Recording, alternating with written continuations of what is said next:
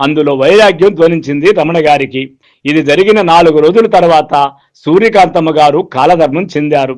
తర్వాత కొన్నాళ్లకు సూర్యకాంతమ్మ గారి వకీలు కబురు చేస్తే రమణ గారు వెళ్లారు. ఆయన ఒక స్టాంప్ పేపర్ ఉన్న దస్తావేజు చేతిలో పెట్టారు.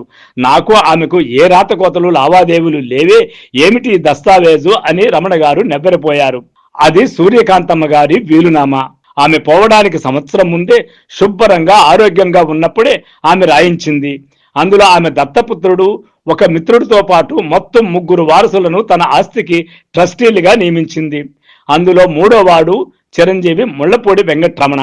ఆమె ఎప్పుడూ కూడా నాకు కన్నవాళ్ళు లేరు గాని ఉన్నవాళ్లంతా నా కన్నవాళ్లే అనేది అదే నిజం చేసింది.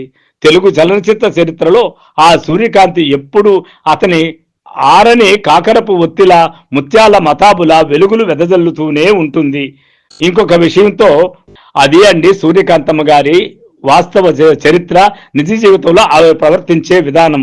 అదే సినిమాలో ఆమెను చూస్తే, ముఖ్యంగా గుండమ్మ కథ నుంచి ఆమె చివరి వరకు సినిమాల్లో ఎక్కడ చూసినా ఆమె చేసినన్ని గయ్యాళ్ళ పాత్రలు బహుశా ఎవరూ చేసి ఉండరేమో.